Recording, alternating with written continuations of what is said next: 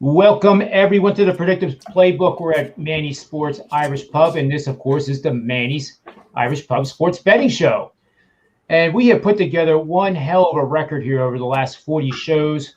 Yesterday we did well again. I have not updated the record accordingly, but we're cruising at about a 32.5% ROI. And for those that don't know what that means, that is return on investment.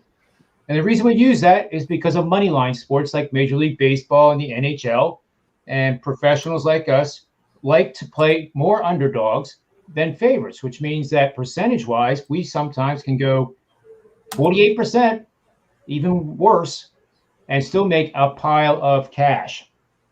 And before we get started here, I think, yeah, there he is. We have the doctor in the house. The doctor. I'll wait till he gets set up. Now, this is proof positive that he is a doctor. There's no question. I mean, it could be a Halloween outfit. They're pretty popular. I have a couple cents to throw in as soon as you bring him in the room. Because I'm going to bring him in now, I think. Yeah, are you ready, Dr. Chuck? No, he's shaking. No, I lost him. He's going to come back. All right, so speaking of moneyline sports, we have one hell of a baseball game taking place tonight, and I do have a pretty big play on it, so I'm going to not really divulge, I guess. Maybe I will if you guys get me fired up enough. But you know, it's starting. The word is it sucks for the Dodgers. It just plain sucks for the Dodgers. How can they set the all-time record for a reigning World Series champion, and yet they lose and they're out one game after winning 106. Why does that suck? Those are the rules. You shouldn't be penalized like that. You really shouldn't. Penalty? They're not being penalized. They're being rewarded by playing probably arguably the hottest team in baseball right now. The Cardinals? There couldn't be they're being rewarded. This isn't a one and in. This is a gimme and in. A gimme. A gimme. Wow. You mean like a gummy bear or something, or like a gimme? Like, listen, we're gonna put you on. We're gonna, we got to fill some advertising, and we got to fill this slot. So we're gonna act like we're throwing a 17-70, 25-year-old Wainwright, future closer, future World Series MVP, and we're going to pretend like this is going to be a game. We're going to build this up so that only Humpty Dumpty is allowed to sit on top of the wall. And when he comes crashing down, they don't put him back together. Humpty Dumpty was a fictitious character. And what's that have to do with anything? Well, I don't know why that makes any sense. My story. That was my story. That's my story. And I'm sticking to it. Doctor, what the hell? What's that get up you got on? What is it? I was at the Halloween store last night. I picked this up. Well, but guess what? They didn't tell you before you came on the air, but you forgot to comb your hair. No, I didn't. This is combed. This is it's a new look. It's the camera angle. I'm trying to look like Jesse. Well, no. Even everybody. You guys do kind of look like, yeah. I see the resemblance. All right. So okay, let's go back to. I like the Dodgers. I like the Dodgers too, Tony. But that's not at all John's point. Oh yeah, it is. That's John's point. Is that he thinks just because they won 100 games and they won more games than any returning World Series champion in the history of champions means that they're entitled or they get a free pass. And then guess what? They had a worse record than San Francisco. They're the wild card team. So Tony, would you be opposed to 1 through 15 in each conference? I'm opposed to every bit of that shit. I want you win your division. You win your division, you're in. You don't win your division, you ain't in. I like the win percentage. Well, yeah. If we want to do that, we'll play rotisserie fantasy baseball, and there's no divisions. Whoever has the best metrics at the end of the season, they get to like the NBA they get to kiss the girl carrying the trophy. You have that same opinion in the NBA then? You're against 1 through 15? NBA is exactly that. It's not that at all. But you have a division winner, but then the matchups are based on win. So let me ask you this then. You're saying it's not that. Okay, let me ask something. Let's say the division winner has a worse record than a second place in another division. Who gets, who, and the team that won had a better record in second place in that division, where are they placed compared to the team that won the division? Where are they? Above them or below them? Well, yeah, forget it. I don't answer that. You'd have to have strength of schedule equal. No. Stop with strength of schedule. 82 games. I think it's pretty close. Strength of schedule is an impossible equation. It doesn't have an answer because it's relative. But you mentioned this point. Yes. In the NFL, they use it because look at the game one, Dallas. Tampa Bay's the Super Bowl champion. They're supposed to play the toughest teams, and they get Dallas in week one. It's not how it works. It's first place. Listen, it's first place. If you live first place, you have a first place schedule. It's all structured, and it's all solely dependent on where other teams finish in their division. So we're back to what I'm saying. No, rotisserie.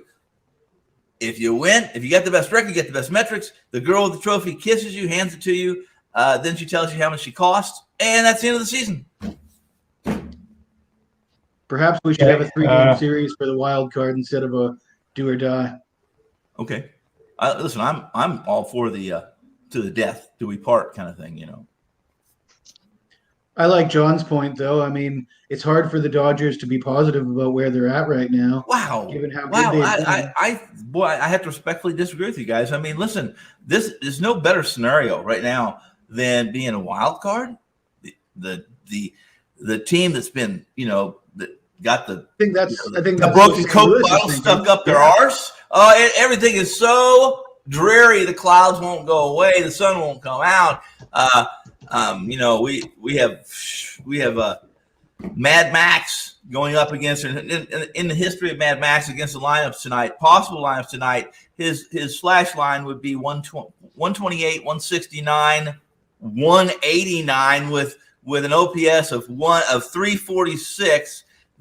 He's got a K to BB ratio of 58-4 against the St. Louis Cardinals potential back. Not 58-4. And in 178 at bats, 1 home run hits against him with this lineup. Goldie hitting 156. 156. Molina hitting 056. With all the players have 10 or more at bats against they're in the St. Louis Lions. Not one of them hit 250. One's hitting 250. The rest are crap. The umpire fits Scherzer like a glove. We know he's going to get his face in the camera, retiring at the end of the season. Maybe it's postseason too late. Joe West Country Joe behind the plate. Well, Wainwright does get some swing and misses if his curveball's working great and he's putting it and burying it perfectly. He's not going to get any calls on the black. Scherzer doesn't need calls on the black. That's right. Joe West is home plate. That's correct. Every single variable, every single metric falls into the Dodgers dugout.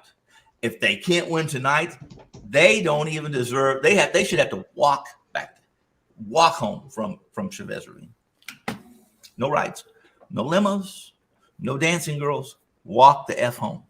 That's just my opinion. Not worth much, but I like talking about it. But I guess I agree 100% with what you're saying. That's a strong way I feel about it, and also, it's everybody knows. It's like the three of us.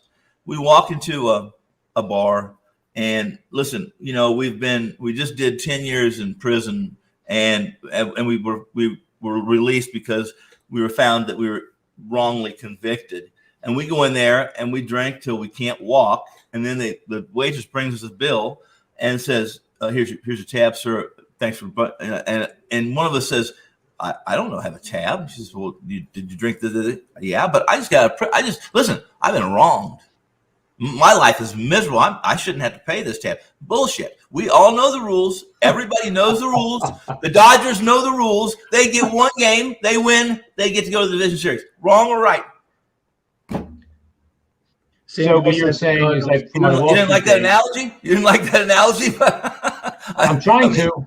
What were you going to say, Jesse? I take your point on the statistics in favor of the Dodgers, and that's all valid if Scherzer's at his best tonight. Probably little chance for the Cardinals. But is there any indication, Tony, that Scherzer might not be at his best tonight? No indication whatsoever. The last game, listen, he was not sharp last game, but let me tell you, his metrics. Last two. I mean, his metrics, but two. Every once in a while, a blind squirrel finds an acorn, or a fat pig rolls over and sees a truffle. Every once in a while, a team will get to Scherzer. However, last start was on extra rest, 6 days of rest. Scherzer's metrics, for instance, he's 8-2, 1.75 ERA with a 0.83 WHIP. On regular rest when he's in his routine, 5 days rest this year. 17-7 Wainwright, and he was pitching on 6 days last time. He just wasn't sharp. Nothing. It didn't help that he had 3 errors behind him. It didn't help that he had some seeing eye singles. It didn't help that he wasn't. His slider wasn't that sharp. It wasn't. He did not command it very well. Okay. Wainwright, 17-7. Of his 7 losses, 5 of those losses, 5 came on extra rest. Mr. Wainwright's pitching extra rest tonight. Extra rest for a curveball pitcher is not good. John's a pitching coach. Here's what happens when you're strong. The stronger you are, you may think more revolutions. The stronger you are, typically an overthrow, but for a guy that is a finesse and an 89, 90, 91 mile an hour curveball pitcher in this Major League Baseball, you have to be absolutely almost perfect to beat the Dodgers lineup and Joe West. My opinion. So is Scherzer going to be sharp? I think between the two of them, with the situation, with the variables, with the metrics, and this is Bulldog Scherzer. God forbid Dave Roberts comes out to the mound before Scherzer's done pitching. He'll decide when he's done pitching. If Dave Roberts comes out and tries to pull this Bulldog out, it is on. I cannot wait to see that drama. It will be drama too, because sure as hell will be. He'll leave him in. He'll go out and talk to him and say, "Oh, he won't even go. He won't go within 50 yards of that mound. He'll send out he'll send somebody else. Dave Roberts not going to that mound and mess with Scherzer before it's time. Before Scherzer says it's time." I agree. And I love talking about this stuff. And I know I'm a little animated, and I know I'm opinionated, but I believe it. I believe it. This is what I'm an old man. I've seen it happen. I've seen Scherzer. And he's not the guy. Listen, between innings, Scherzer's the guy that no one says anything to Scherzer. It doesn't matter whether he's pitching good or bad. No one talks to Scherzer. Why? Because Scherzer says, ain't no one talking to you. Don't talk to me. Don't look at me. Don't tap me. Don't touch me. Do not get in my orbit. It's true. Okay, so Mr. Wainwright is a pretty darn good pitcher in his own right. I actually saw him. I think it was the last Phillies playoff game, actually. It was a sad inning because, my God, Ryan Howard had his Achilles. That was 100 years ago. Okay, well, that was a 1-0 game in a game 6. He was a closer. Wainwright was a closer then. No, he was starting. He pitched the whole game. What year was this? 2011. Complete game. He started in 2011. I'll have to look at it. Listen. Okay, go ahead. I'm listening. All right. So currently, this season, in the second half of this season, Wainwright 17-4 versus a National League team batting 245 or lower. He's 11-1. Screw that. Against teams batting 245 or lower in the second half of this season. He's 18-7 versus a team batting 250 or worse for the entire season. All those metrics. What is it if he ate at McDonald's lunch today? What is he when he ate at McDonald's too on that day? Wainwright's 21-8 against powerful home run hitting teams like the Dodgers in the second half of the season. It's too subjective. It's too subjective. What is Wainwright? Let me tell you what Wainwright is. What is Wainwright lifetime against Max Scherzer? I know. What is it? What is he? Matt, listen, tonight, just for the shits and grins, pizza money, Scherzer, over a half total base, plus 335. Lifetime Scherzer is 1 for 3 against Wainwright. And with Joe West behind the plate, a walk is not impossible, plus 335. Scherzer, over a half total bases.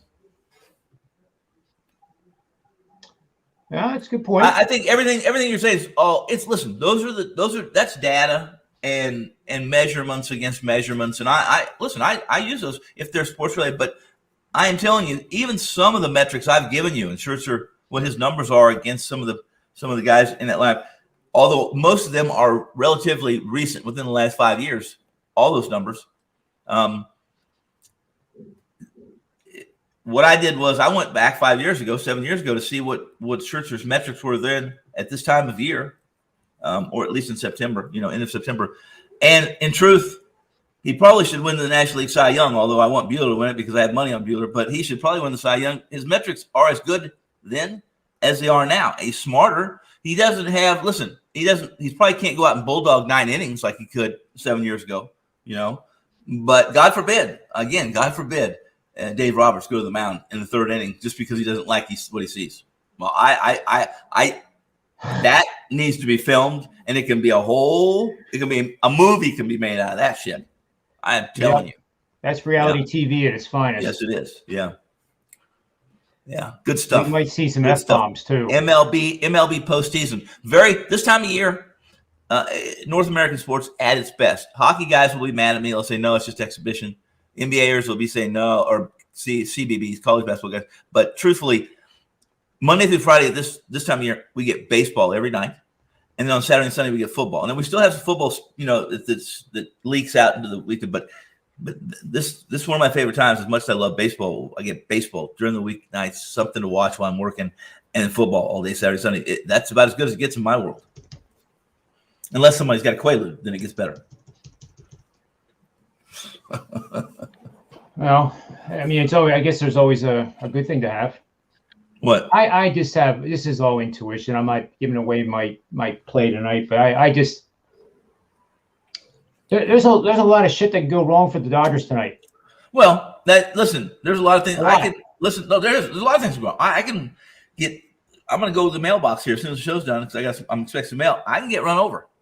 Damn, a lot of things can go wrong from me going to the mailbox. But chances are they're not. Not if I'm the smallest bit careful and I look both ways, especially when I live in a circle drive. How the hell, what's the chance of getting run over? But shit happens. I agree.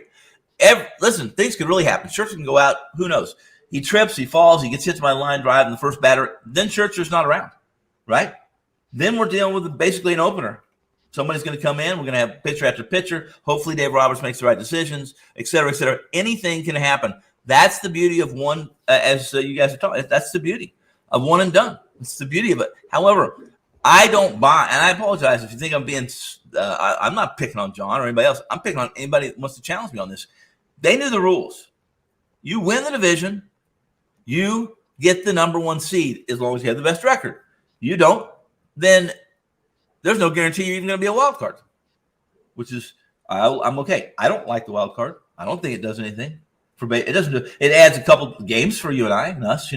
Maybe a little bit more work for us to contemplate and cipher and call Jed Clampett and see if we can talk to Jethro about the math on this and that. But in truth, I would just be fine with division winners. I got a question for you, Tony. Sure, go for it, man. So, if the Cardinals lose tonight, are they going to claim that they got cheated? Are they going to claim that there was some grand injustice? Or are they going to say we lost to the better team and that's baseball? And if the Dodgers lose tonight, are they going to claim that they were cheated? Are they going to say, oh, we shouldn't have been in this position? Well, if any of them do claim they were cheated, then I'll come on the show tomorrow and this is what I'll say. F the sissy bitch that said that, because he too knows the rules. And if he doesn't like what I said about him, 4420 Lilac Glen, Las Vegas, 89129. Tell him to come over. I got a big dog. I got clubs. I got golf clubs. I got bats. I can tell you there's going to be a lot of journalists that'll say the Dodgers were cheated. Oh, well, that's because they end up getting eliminated in this one game. I will say this. No journalist I know, I don't believe any journalist I know is going to spend 4 or 5 hours writing that column. But I'm quite certain you're right. There will be somebody that will, because that's what we do. Our species is kind of funny. I don't waste time on, listen, I had a dead winner last night. I'm under in that game last night. And I get a nothing burger home run that barely squeaks through the foul pole. I get a push on my total. It's 6-2 rather than 6-1. But guess what? That's not a bad beat. I pushed. Even if I lost it, it's not even a bad loss. I am accountable for what I shove to my clients and what I play. And whatever happens, happens. All that comes around. How many times have I been benefited from something like that? In the end, it all washes. But not in the last game of the season, not in the last game of your betting career, per se. Well, what do you mean by the last bet? Oh, look, it's not my last bet. If I die, then it's tonight, that's a bad beat, right? No. Everybody's going to say that was a miracle by St. Louis. No. What? Well, they can say what they want. The Dodgers can then, to your analogy of being a better, okay, you get bad beats during the course of the season. You lay eggs as a baseball team during the season. Mm-hmm. You do what the Boston and Philadelphia teams did and lose 3 out of 4 to Baltimore. Worst team one of the worst teams in baseball. That's not good, right? That's not good. That is exactly what you should expect, don't you think? It is, in my experience, I would rather, as a manager, if I'm in the last 3 games of the season and I need to win 2 of the 3, regardless, just to hold serve where I'm at in standings, I would much rather be facing the 27 Yankees than I would the 2021 Baltimore Orioles. Why? Because the Baltimore Orioles in the last series of a season are the most dangerous team on the planet. There's nothing predictable. They're Major League Baseball players. They're professionals. They get paid to play. They are talented. I get goosebumps when I hear someone, and I will tell you why the goosebumps come. But when I hear somebody else say to the bar, somebody will say that son of a bitch couldn't, shoot a basketball. I couldn't, he couldn't make that pass if his life depended on it. I'm talking about an NBA player. The guys at the end of the NBA bench are not only one of the top 200 athletes in the world, they are damn good basketball players. And to call them, say, that they're a worthless piece of crap and they shouldn't, is about as stupid a comment as you can make. It's so uninformed, it's unintelligent, and it's idiotic. And the same thing goes for the Baltimore Orioles aren't a very good team. Collectively, they're not a very good team. They haven't been, and they showed that with their record and in many situations throughout the season. But I'm telling you right now, Baltimore beat me a few times this year and beat me bad, beat me up, and embarrassed me. And here's what I say to that. I don't want to face them in a do or die. I don't want to face a team that has nothing to lose. I don't want to get into a fight. I don't want to get into a bar fight with a guy who's about ready to be sentenced to death row. Are you effing kidding me? What does this man have? You want to be in a fight with a guy who has some appreciation of life? Or you're probably Jesse, you're probably in the wrong fight. Or at least the wrong room. That's right. So but your point is well taken, John, and that is people look at that way. So-and-so guy look at the schedule. So these guys are professional players, man. They're good. They are athletes, unless they're a pitcher. They are athletes unless they look like Babe Ruth when he was 40 or 38, 35. My point is this: these guys are athletes, world-class athletes. And they are the best at a trade that, to say the least, I dare, I beg, I invite any of those who don't agree with me to stand at the plate and face 105, 4 miles an hour fastball, and not only focus on trying to hit it do that and try to get the hell out of the way when you see, and when you have fractions of, when you have you have no time it's to hit that ball.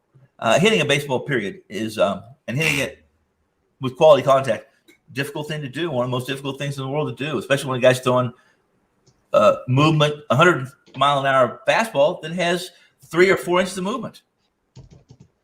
Seriously, guys, what do you think you're going to hit for an average in a major league season against that? If I have 10 hits, and 600 at bats, I would say that's a good season. Yeah. And I couldn't hit a curveball. I could hit. I could pitch. I could throw. I had a pretty good arm. I couldn't hit a curveball. And I never cared to, never practiced. I just liked to play when I played, But once I hit Legion level, but kind of that area between high school and college, they didn't. My coach knew. Well, I'll stick to it. I pitched when we were short of pitchers, and I was a pretty good pitcher. But I'm telling you, unless you throw me all fastballs, I'm done. I'm toast. And it wasn't because I got hit by plenty of pitches. I didn't mind getting hit. In fact, I'll take one for the team. But I couldn't square off. I couldn't foul a fucking curveball off. A good one. Just couldn't do it. So I have a lot of admiration and respect for these guys. The minor leaguers. Listen, we talked a little bit. I don't know if it's you, John. I mentioned the conditions. Listen, these minor leaguers, once they come out of high school or out of college, unless they're, a 4th round, 5th round pick or less, somebody's got to support them while they're going to support themselves in the off season with a job that they can save money so they can spend their savings to survive minor league camp housing. It's they just raised it. Jesse, what do you think a minor leaguer, high A or B, a high A ball gets? What do you think he makes a week? 400. Yeah. It was last year, $300, less than $350. They raised it. Now it's $500 a week. But you can't, poverty. That's poverty. If they lived in Canada, they get more than that for free from the government. Oh yeah, I'm there, buddy. You got a room? I'm there. And then you have an NBA basketball player who won't get his vaccination, and he's going to basically be giving up $40,000 per shot attempt. I figured out. Yeah. Well. Okay. Yeah. Well, what do you think? What did Lindor get paid per at bat this year? What is what? What did Lindor make per at bat for each at bat plate appearance? Lindor, how much did he get paid? $10,000. $51,000 and at bat. I mean, 51,000. So, and what do you think a guy? I don't have to say it. $500 a week is tough to listen for guys that are supposed to dress well and be responsible and basically be a reflection of the team as a whole. $500, dude. Listen, I'm not shaving. I'm probably eating ho-ho. I'm probably eating Little Debbie's for breakfast, lunch, and dinner, and I'm probably hanging out at the bar exit. So as soon as someone comes out of the bar and they set their beer or drink down, I'm taking it and running it, and then maybe I can survive $500 a week.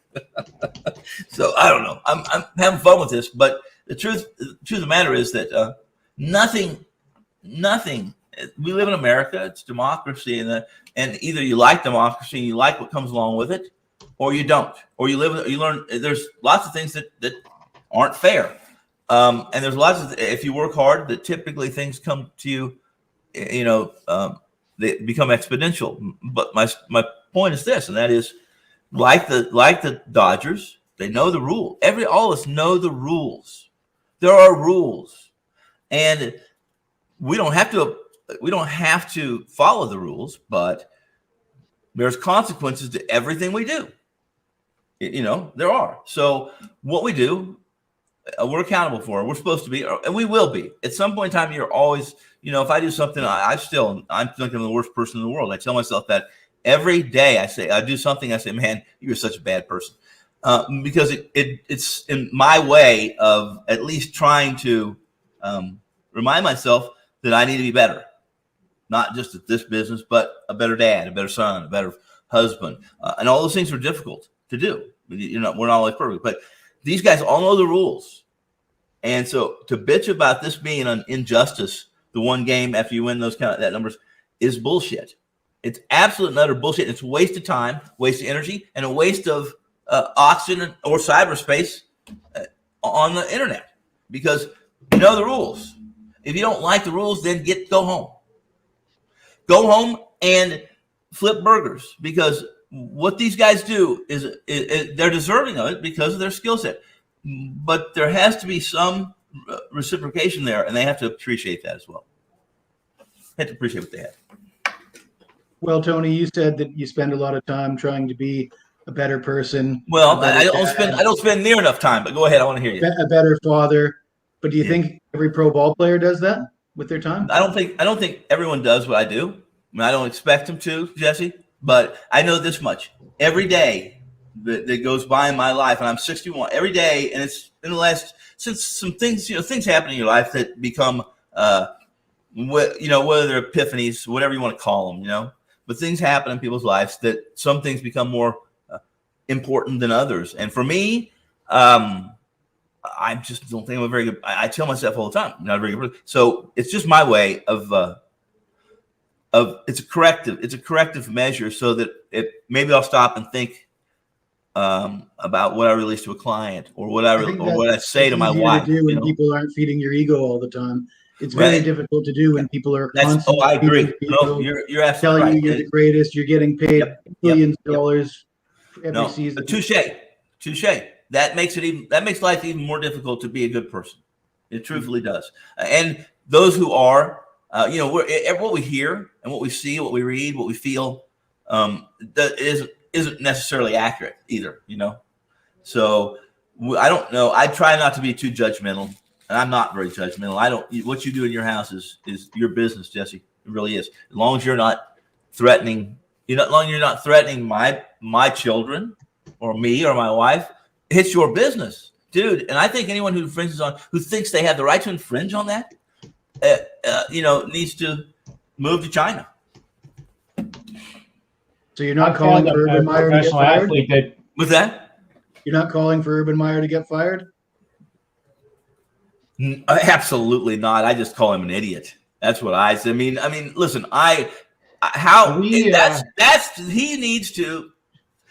he probably needs to do a little more of what I do, and that is, I'm a bad person. If he probably had another 2 minutes to think about that, it may never have happened. You get caught up, and as a human being, we get caught up in the moment of certain things, and then all of a sudden we know we've slid into a dimension, into a spot, into a place, into a nanosecond that we never wanted to be in. And there's the way out is hard to find sometimes. You've been there. We all have. However, what? We have a different type of job and responsibility. I think a college coach has the responsibility of teaching his young men things that they will take on into their lives. And he's not a college coach. I found a video yesterday. Well, he's a professional coach. So what? Well, supposed to be a leader, right? Well, you're absolutely right. He's the boss. He told Trevor Lawrence not to go to Vegas for his bachelor party. That's right. And then when he decided to go, he said, "Just be careful out there." I don't think I made that. I don't think what I said was very clear though, and this is, it happens. He's an idiot. Well, it happens. It happens to all of us. We find in just the most smallest of time period, a nanosecond, we've got ourselves in a situation where the slide in was simple. The way out is difficult. But there so how do you not slide? It's impossible not to. Do you catch yourself? My point is this. Tony, did you see the beginning of that video? Let's be better, huh? What? Did you see I don't think you've seen the very beginning of his video. I actually discovered it yesterday when I was on a show. I don't have to see it because I know. You don't think I haven't been there in that situation? No excuse for where his hand was. No. No excuse. None. And also, denying it. It doesn't. Listen, it happens. But here's the deal. Everywhere, somewhere. Sorry, honey, I was drunk and I didn't realize my hand was there. Somewhere, this very second, someone's penis is in some man's wife's vagina, and it shouldn't be there. But he doesn't. He's not a professional coach making. It doesn't matter. Now, I'm not going to put a higher standard on him because of his profession. I just want him to be a good person. But he's representing the brand. I want to be kind. I want to be considerate. If he meets my daughter, I want him to say, "I know your dad. I like your dad. He can be an asshole, but he's okay." I want him to do that, not put his hand on my daughter's ass. That's all I ask. Bill Clinton was a president, and he survived, right? That's right. Yes. Oh, he didn't just survive. He got filthy rich of it because of it. Mm-hmm. What I'm saying is this. Everyone listening, I am a bad person. We should probably switch topics to the Auburn game now. And guess what? Urban Meyer was a bad person in that moment. And I assure you, this is not. It happens. Hammered. It happens. And the President Clinton wasn't hammered, though. I don't know. As far as I know, he may still had some freeze-dried Quaaludes. He may have been hammered. Oh, you're right. My point is this: we all make mistakes. So, to some people, wherever the mistake happens, it's tough to forgive. However, when you don't forgive a mistake, understand that there's going to be a time in your life. There's going to be a time in your life that someone doesn't forgive you for your indiscretions. So live with that. All right. I forgive the both of you for daring to come on this show with me and challenge me on the damn Cardinals and whether the poor LA Dodgers are getting the rose stem of the flower up their ass. It's just not true. I'm just so surprised, Tony, that you're willing to take such a stand on a team that's managed by a guy like Davey Roberts. Well, no. I've said in my write-up today, I said, listen. Here we go. I want to play the Dodgers -2.5. However, my metrics tell me that probability is slim because I not only have to overcome Davey Roberts, I got to overcome his boyfriend, Jansen, at the end of the game. So I'm not doing it. It's -1. I'm telling you right now, Dodgers -1. I don't play run lines on home teams. I will, however, play a -1. It reduces my risk. And if they win by 1, I push. Yeah, that makes sense. I have Noli Knows mentioned here. I don't know if you guys know him, but he's multiple years now. A couple of my first shows I ever appeared as a guest. He was a guest on as well. Mm-hmm. And it was during, I believe, President Trump's campaign, Make America Great Again. Well, Noli knows. What the hell happened? Go ahead. Well, I'm not going into that. I'm just saying Noli knows had his I don't want to go to that. He had his own campaign slogan, which was "Make unders great again." And Noli knows is a professional bettor that loves the under. And he likes the under tonight. Make unders great again. I have the answer. I know how to make unders great again. Raise the under to 10. Unders become great again. For 5-10 too. Well, this guy's slogan obviously worked then. Because 4 years ago, it probably wasn't the case. What do you mean? With unders, people were betting overs in football, like they still do. You know why? Because you're always in the game. That's what they tell me. I'll tell you what I've told you many times. You're a winner. You are a winner before the game even starts. Well, here's my. I'm going to say this about the baseball game, and then we're going to move over to. Listen, guys. Jesse Auburn. I'm 20 minutes late for my studio gig too, so I was supposed to be at 1:30, and what's your free pick? My phone's right. My phone is dinged a couple times. I'm sure one of them is my producer saying that son of a bitch is always late. He's not a very good person. You're right. Okay. You have time to tell us your free pick, or you have time? I have time to order another McDonald's vanilla shake. That explains it. I had to get that explains in because the rant, guys. McDonald's, they too much sugar. They give me a discount. Imagine Joe West drinking one of those. And I imagine Joe West drinking 10 of those. Yeah, it's protein shake. Protein shake. Oh, I had a question for you too. I'm sorry you have to go, but I know this is like his 2 minutes. farewell year, thank God. And, I don't talk negatively about too many people, but this guy is so effing arrogant that He is. I was told by somebody yesterday that when he was asked by a reporter if he was going to be behind home plate, he said, you're not supposed to ask me that. And I'm not supposed to answer it, but yes, I am. That's right.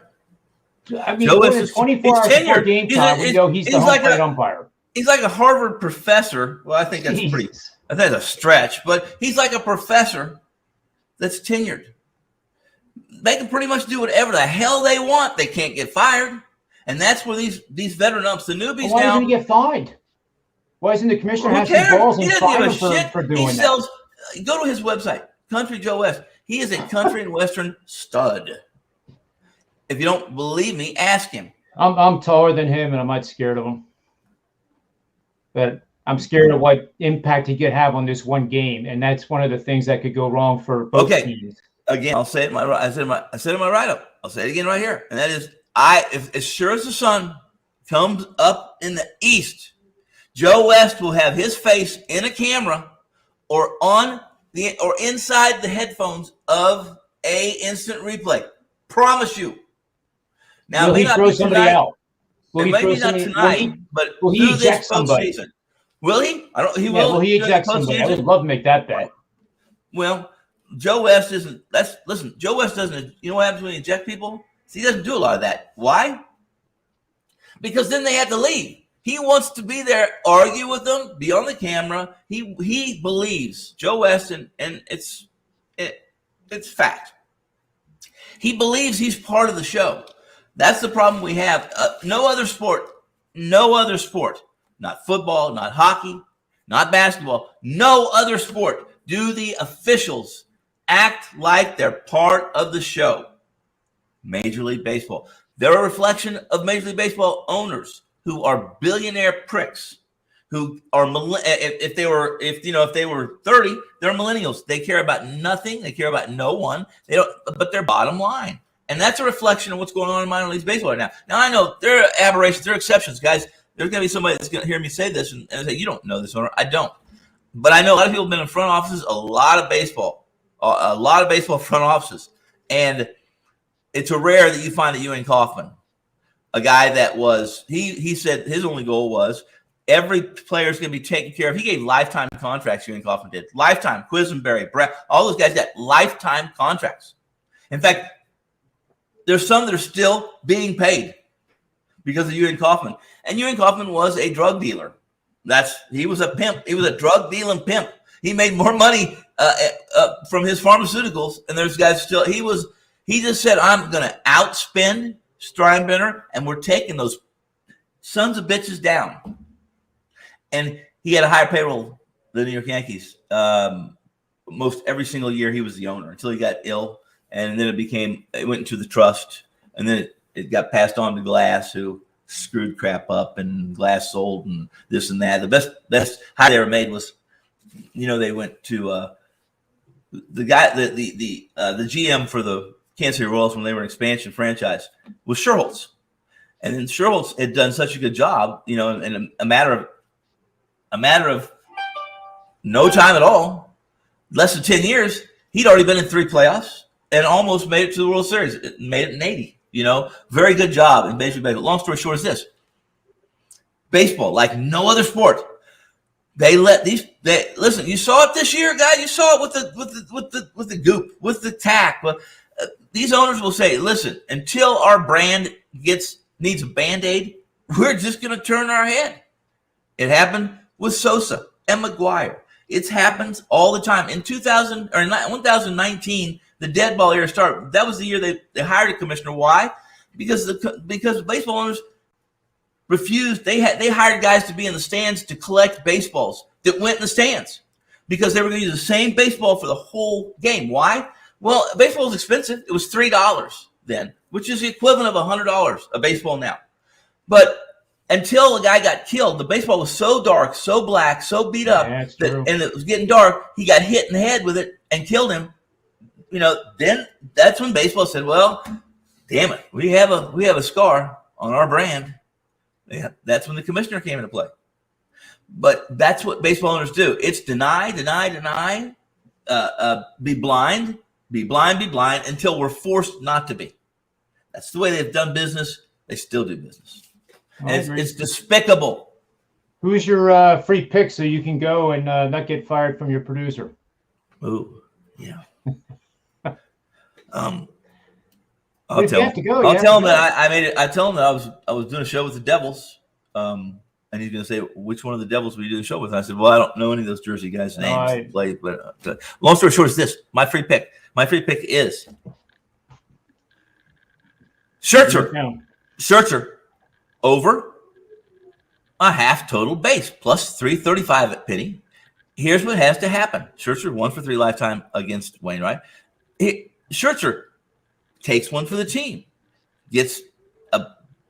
Wainwright bounces a curveball and it hits him off the bounce. He takes first base, a walk, anything, a base. All he has to do is get to first base.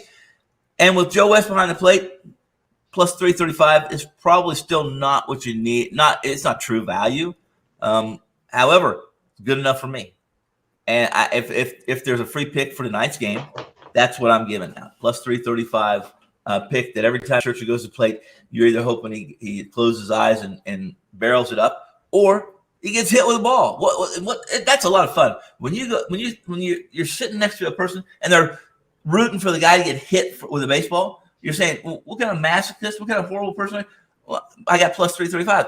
And then I would say, keep yelling. I agree with you. And I become a bad person again. So, yeah. Scherzer, Mad Max, stick your butt out there and take one for Tony. He probably will. Well, Tony, I know you have to get going, but thanks. This was a show that. I'm sure sorry that I ran the doctor off because he knew I was going to ask for medications off the shelf behind him, and that I bored you guys to tears and monopolized the conversation. My apologies, everybody. Don't listen to me. I don't know anything. I don't know anything. Bet the Cardinals because I'm all over the Dodgers. Make Wainwright, the next the baseball's MLB's martyr, and they'll start erecting statues of him. They call him, Saint Wayne. Right. Got to go, guys. See you. All right, Tony. Have a good night. Thanks, man. May all the wins be yours. Mine.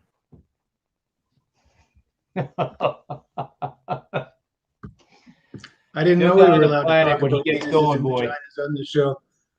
What's that, Jesse? I said I didn't know we were allowed to talk about penises and vaginas on this show. I didn't think it was. We're protected by a lot. We are. We are protected quite a bit. We have extensive freedom within reason. That was getting pretty close, though. But I mean, he was trying to make a point. Wasn't necessarily insulting anybody. I mean, it was entertaining. Anything but boring. Oh, it was. It's a hell of a lot better than listening to me talking about golf. But the numbers didn't go down.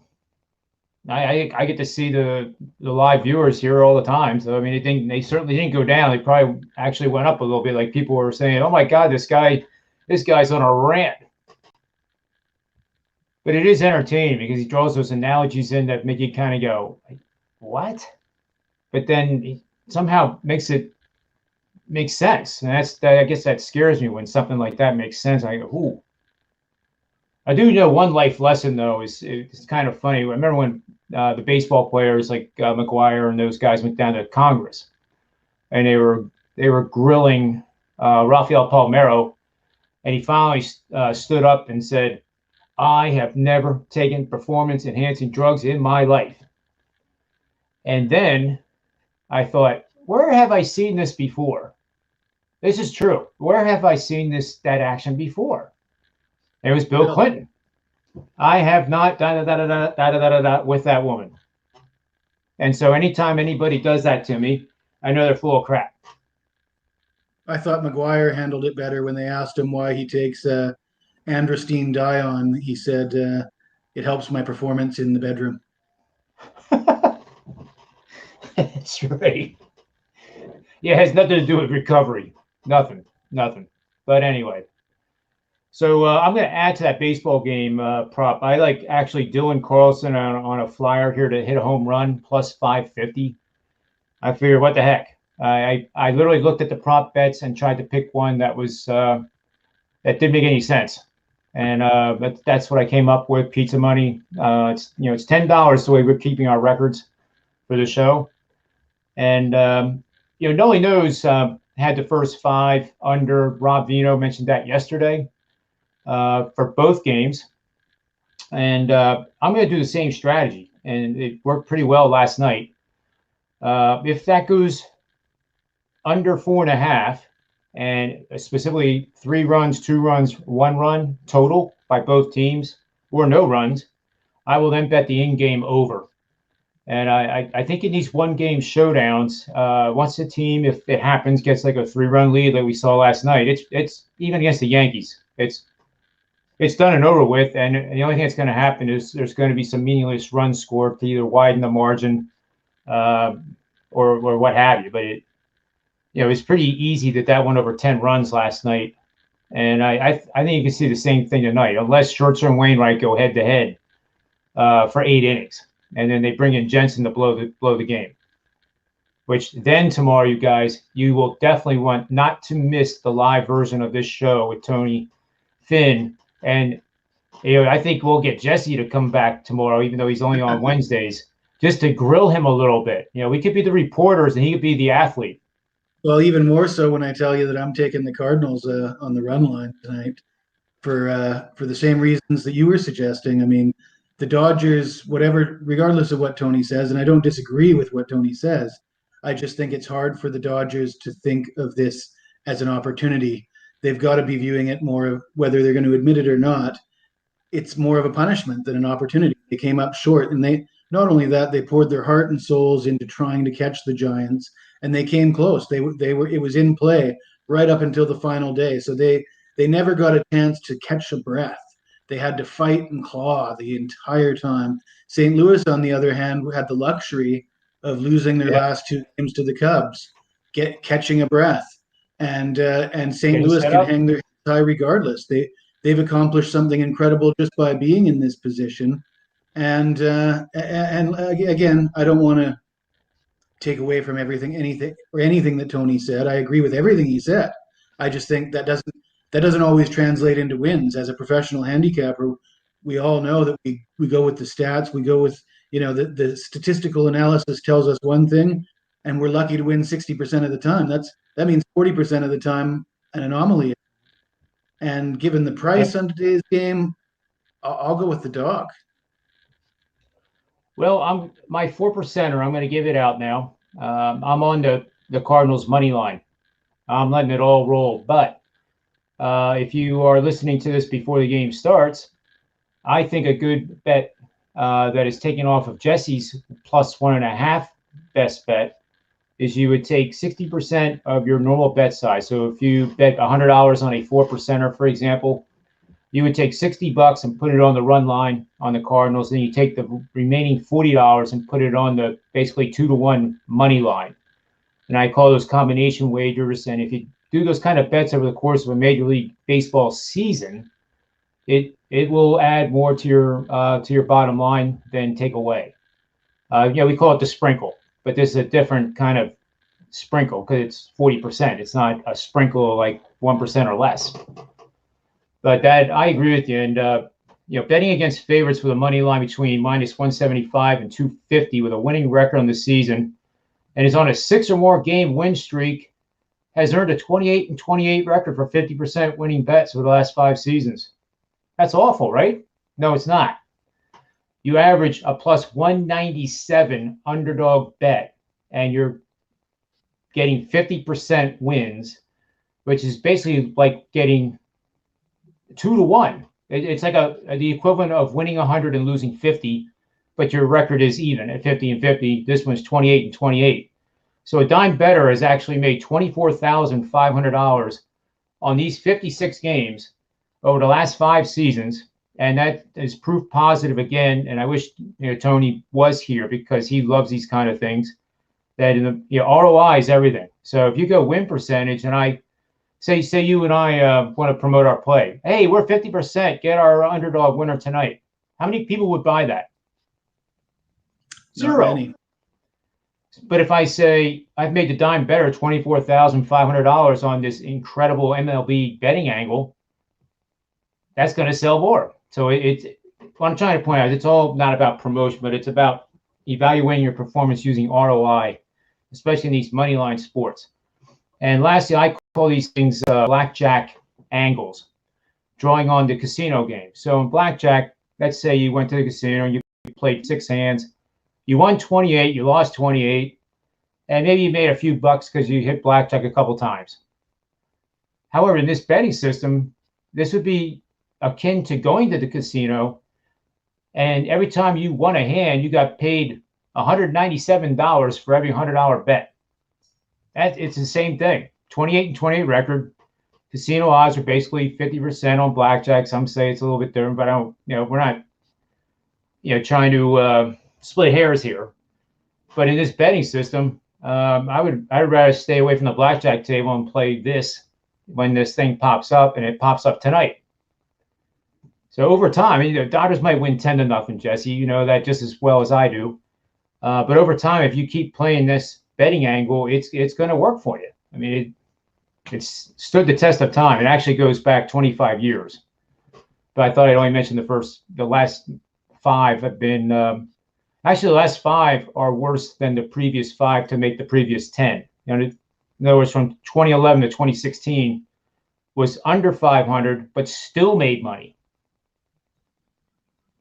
Anyway, I hope everybody got that, and I hope everybody wrote that one down because that one's a good one. And then I had a couple prop bets. I gave you the Dylan Carlson. It's a home run. Obviously, we think the Cardinals are going to win. I took the team total over for 1%, and I actually took 1% Wainwright to record the win at plus 330 because I think that's, as Tony mentioned, that's inflated as hell. I mean, if there is a prop bet out there that is just up through the roof, where I think the betting community is saying that there's absolutely no chance that Wainwright has to win this game and get the W. I'm willing to take that chance for pizza money. I'd rather do that than lay minus 500.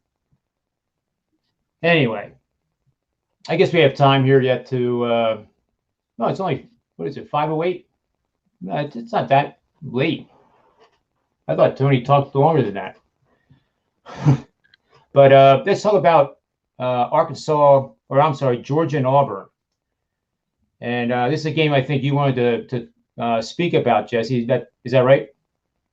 Yeah, I mean, I don't mind speaking about that. I guess at the time I was just trying to cool Tony off.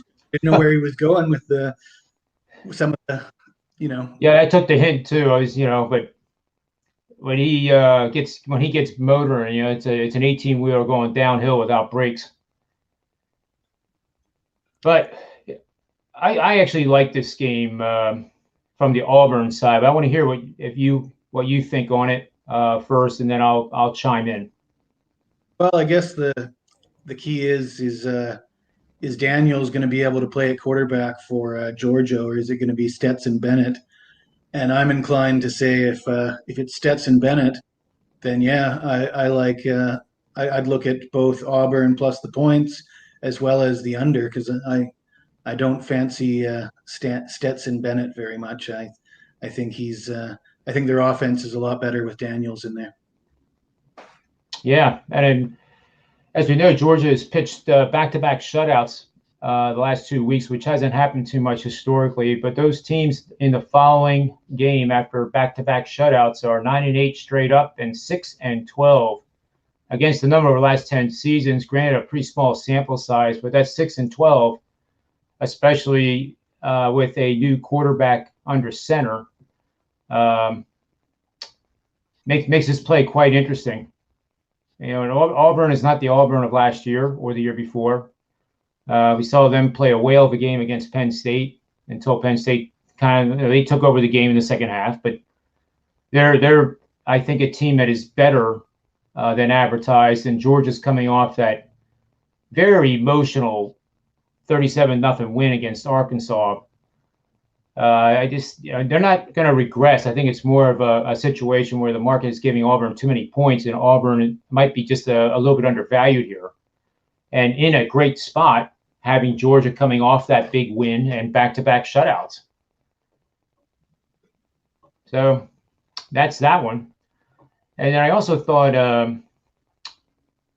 well, I think you liked, if I remember right, the Florida State-North Carolina game, I think a little bit, right?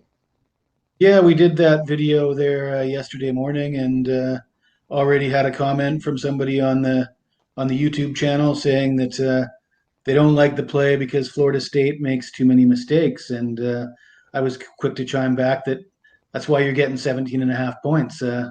You don't get 17 and a half points if you're playing a team that doesn't make mistakes. So yeah, no, I really like Florida State in that game based on the history between the two teams.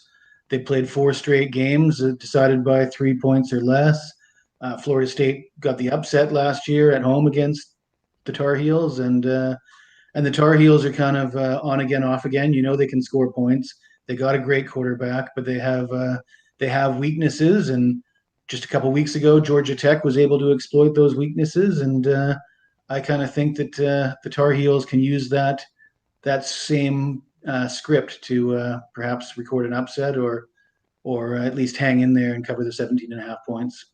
So I do like Florida State this weekend. Yeah, it's good too. I like it. I like that one too. And if I may remember right from the show, I think I researched that since 1980, North Carolina has only been favored in this matchup 4 times, and this being back-to-back years. And this is the highest favorite, in other words, the greatest favorite UNC has ever been in the matchup, going all the way back to 1980, which is quite a long time. So I think that's interesting too. Other programs now have gone, they flipped basically. North Carolina is not enjoying the late Bobby Bowden's glory years, but still, Florida State is a team that's certainly not on people's radar, and to your point, probably quite a bit undervalued in this matchup, and do have an axe to grind against North Carolina. I also like coming off their first win of the season, so there's reason for them to have some positivity and some signs that they're doing things right, rather than continuing to make the same mistakes over and over again. Yeah. Yep. Absolutely. And I like Mississippi here to bounce back. Both them and Arkansas are coming off, pretty large lopsided games. Mississippi's wasn't nearly as bad as that 42-21 score looked like after I actually watched the condensed version of the game. They went for it on 4th down 5 times, failed 3. And of those 3 failures, Alabama scored 21 points. And then you throw in the fumble, and it's 28-0 at half. So I think the gunslinger side of Lane Kiffin got him a little bit, and they just simply, I don't know if it was because of fear of giving the ball to Alabama and wanting to keep their drives alive to stay in touch and keep pace with the scoring, but it didn't work. But this week they're playing Arkansas, and when you get steamrolled 37-0, and you're between the ages of 17, 18, and 22 or 23, it's hard to get over that kind of loss in a week. And I don't care who you are. Even golfers that have the mindset instilled in them that it's one shot at a time, one hole at a time, and they have very, very short memories, just like the best hitters in baseball. They're not thinking about the strikeout or the home run they hit in the previous at bat. They're trying to get another hit. But in this case, I think Arkansas is going to struggle to get that next hit after being, just dominated on both sides of the ball against Georgia. Mississippi, however, they're part of the woulda, shoulda, coulda club now. Had we not done this, had we not done that, maybe it would have been closer. Maybe we would have given them a game. But Mississippi now is at home, and I think they're a solid bet for this Saturday's action. That game starts at noon. So good stuff there. So I guess we can call it for today, Jesse. It was fun having the doc on, but then I guess he must have had a client. But he Dodgers, truly he's going to be upset when he sees the show and sees that he missed such an interesting conversation. I can't wait to see what Tony Mejia will definitely be on tomorrow and Friday, and Rob Vino too, I think. At least tomorrow for Rob. So it'd be interesting for a reaction from Tony with whether the Dodgers win or lose. I guess he'll either be gloating or he'll have some explaining to do. I guess he will. Let's see. I'm trying to think. Like we gave out enough picks. You're on the run line, so I'm going to put you down for the run line. That's my premium pick for today, by the way. Yep, and I'm going to do the money line, Cardinals. And then we have Scherzer over a half on total bases. I like that too. It has nothing to do with his skill set of pitching. But he's so right about Joe West, though. I mean, that's where his knowledge is pretty darn broad when it comes to little nuggets, that money-making nuggets that not many people really think about, I think. And it makes us all better, that's for sure. We have to do one thing yet. Here we go. Jesse's favorite topic. The golf here. So I'm going to bring up the player list here.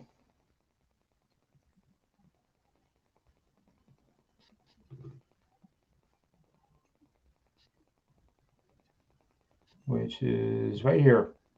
And then I'll get rid of the comment. So these are the 19 players. Wait,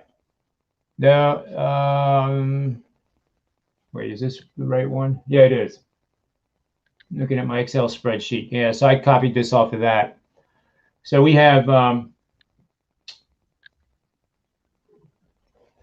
think that is the right one. Let me just double check real quick. I definitely want to bring up the right one here.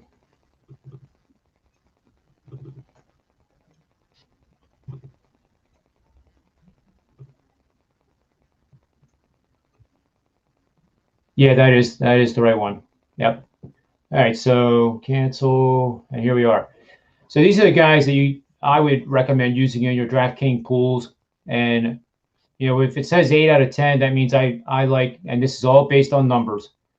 Mito Pereira, as Tony Mejia would teach me to say, definitely should be in the majority of your DraftKings lineups. Obviously, not all of them. I did based on 10. And the weighting said that he should be in 8 of them.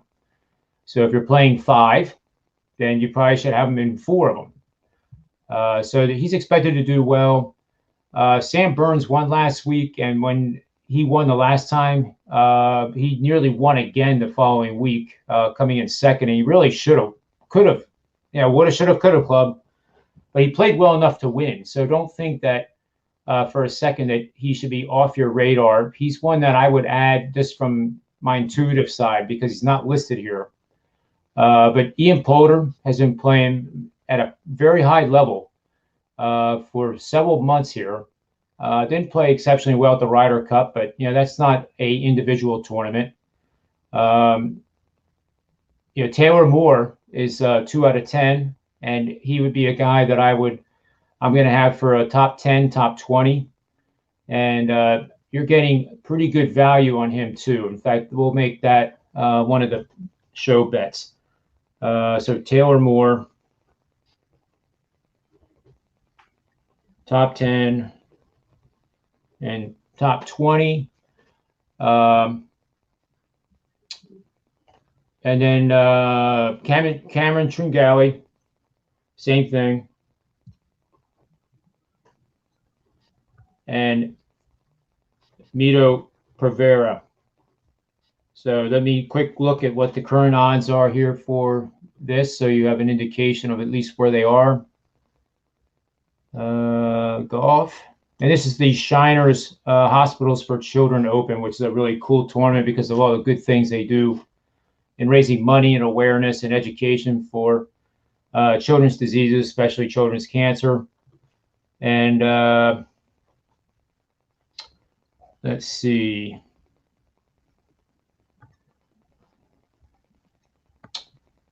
Yeah, I'm going to put Sam Burns down here too. He's actually fallen out of favor here, but I'm going to take him at plus 4-1 for a top 10. I won't play him for top 20, but Sam Burns top 10, I think is a pretty good bargain. And then we have Cameron Tregali.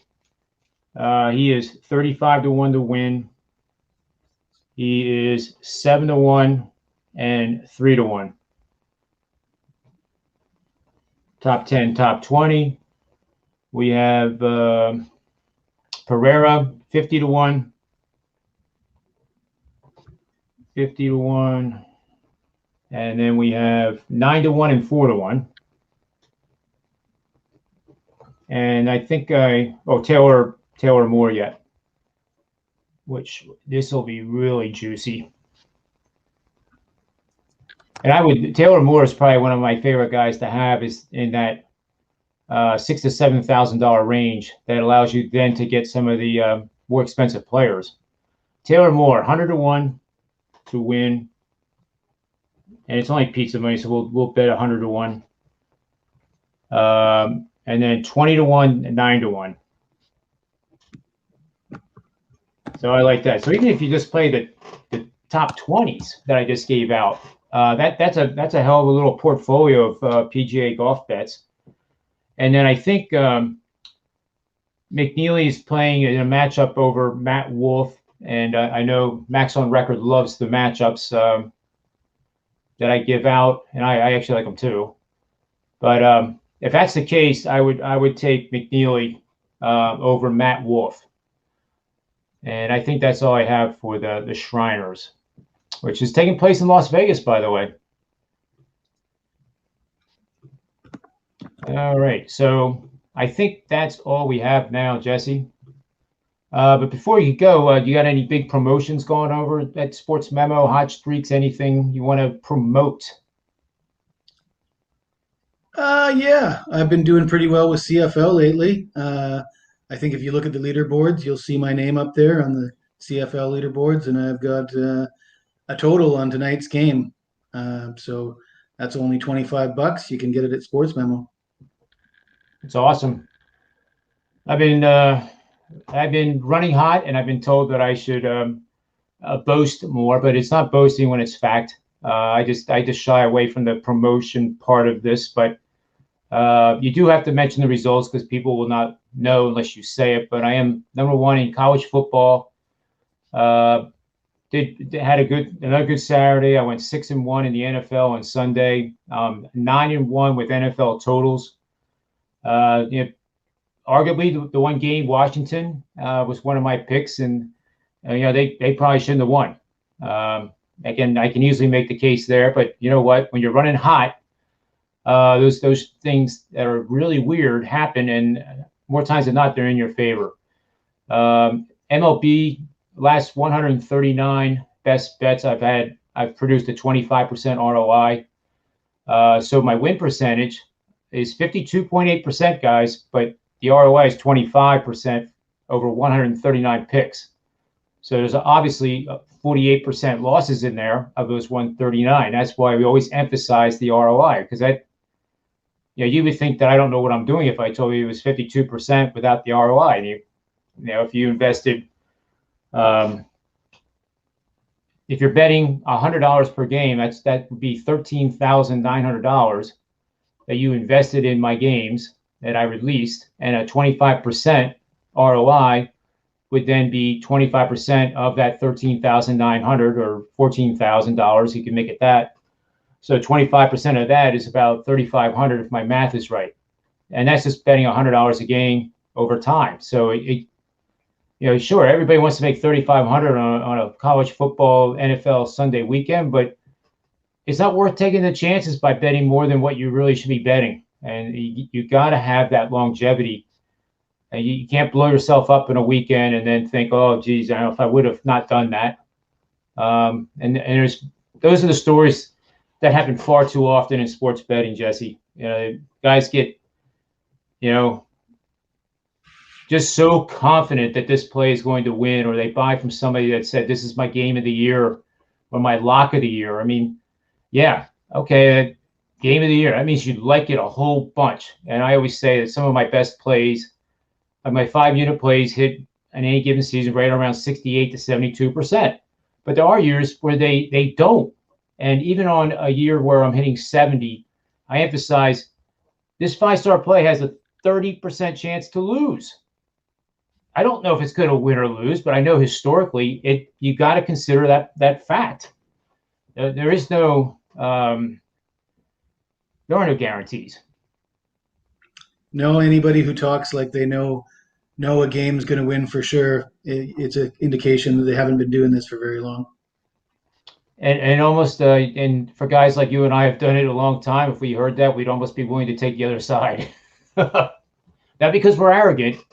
It's just the sentiment, it's all about the contrarian bet sometimes. And it's amazing how that ties in with Wall Street and the career I had there. Because, you want to sell into strength, buy into weakness, just like in the in-game betting. Same thing with the games that we mentioned. Diversify your portfolio. You're not going to put your retirement into one stock. That's right. I think we have a perfect example with that Georgia-Auburn game where we're selling into the strength of the recent results of Georgia, and we're buying into the, not necessarily weakness, but we're buying a team cheaply relative to its opponent, and almost like an arbitrage.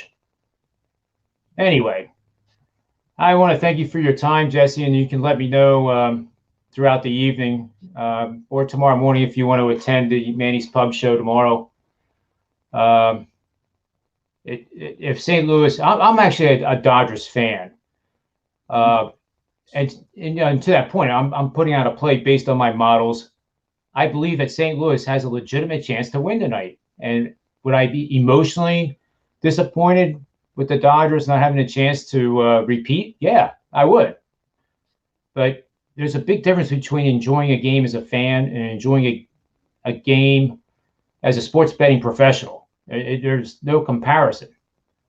I'm not going to put money on the Dodgers because I want to see them win the World Series. If I wanted to do that, I guess I'd take the futures bet.